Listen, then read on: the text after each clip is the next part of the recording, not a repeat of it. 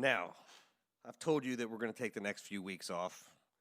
We've been going hard. Talked about this on the last few shows. It's time for us to take a moment, enjoy the holidays, enjoy what we've built, recharge, so we can come back next year. Before we get out of here, though, there's something that I want to say to you all.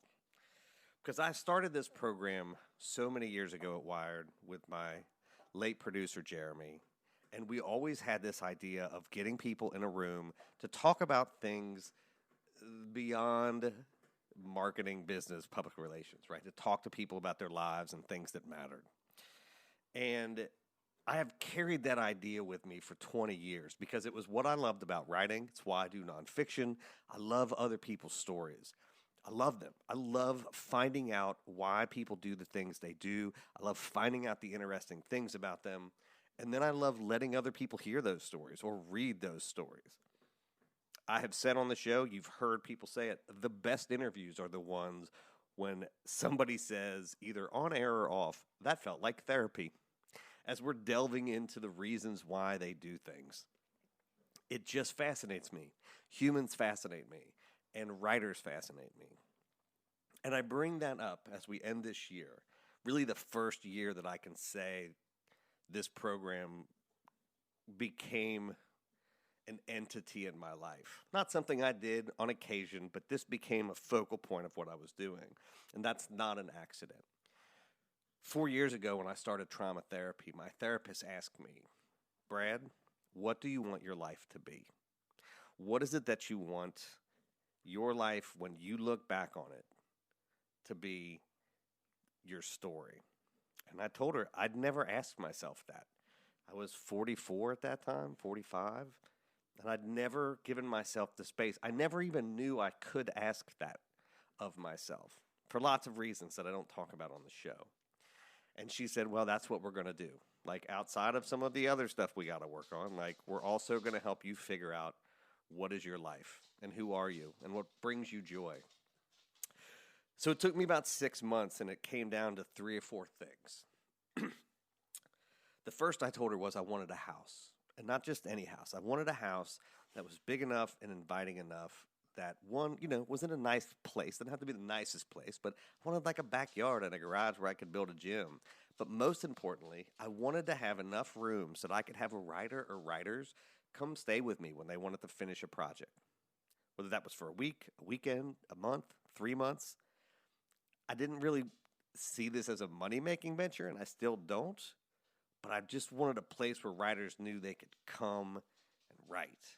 That was really important to me. The second thing that I wanted, which is really an outgrowth of that first, was to have a life that was all about literature and words. I've talked about this on the program. I've said it in other places.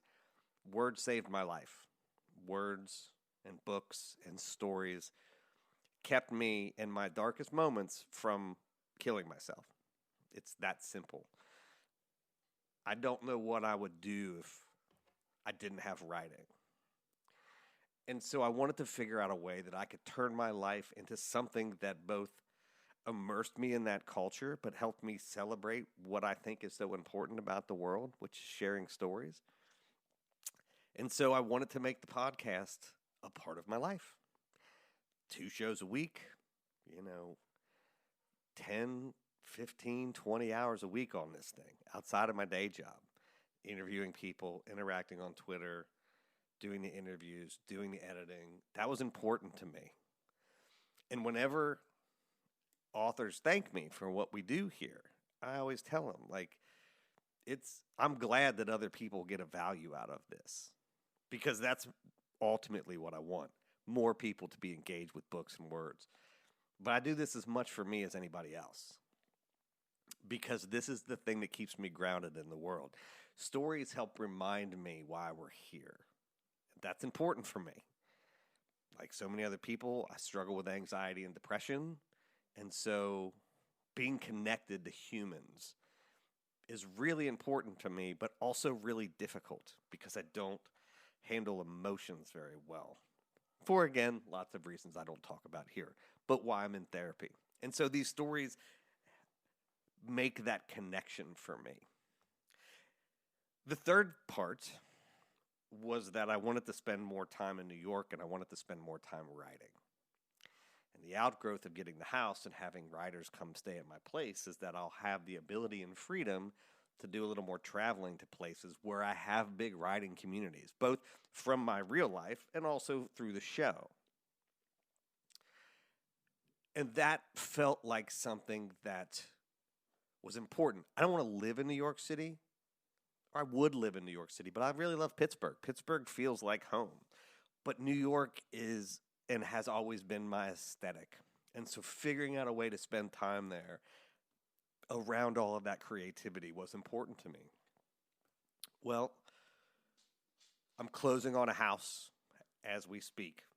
And in the new year, in January, I'll be moving into that place. And it has everything that I wanted, including a space literally made on the first floor for writers, and a garage that was set up like a gym, and a backyard that's fenced in. It was the perfect place. The show, we've joined the Solid Listen Podcast Network. We've been doing these interviews. We do the happy hours. We've engaged in the community. I hope it continues to grow. I hope it grows more in the next year. But I'm pretty happy with where we're at. So 2 of those 3 things have happened for me. And it's been a big year.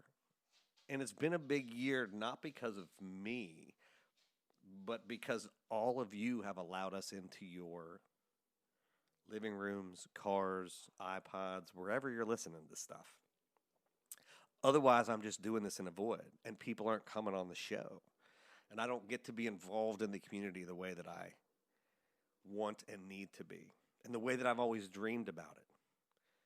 And I try not to get or think too much like, I wish this would have happened 20 years ago, but I wasn't ready for this 20 years ago. And I'm ready for it now, not to sound like Bill Murray at the end of Scrooge, but like, that's a little bit what I feel like, is that we've gotten here. And I sat down to record this, and I had to actually step away because I got emotional thinking about the last year, which has been terrible on so many levels. And all of these writers who I've interviewed that didn't get to have book parties, and they didn't get to have readings, and they didn't get to go to the stores, it's breaking my heart. But it's also opened up opportunities for me to interview people from around the world and to celebrate people from around the world who do this and to bring you the stories of these people or allow them to tell their stories to you. I'm not really doing anything other than asking some questions. And so, with all of those things, these sort of 3 goals that we set out 4 years ago, and this work that I've done in trauma therapy, and the building out this podcast, and trying to create a life that is built around literacy and literature and words, it feels like the last 2 weeks, like everybody else, we should take some time off and reflect on that. And give Max the dog and I a little bit of space to just look around and go, okay, like we've started to make this thing, and we've started to make this thing with all of you.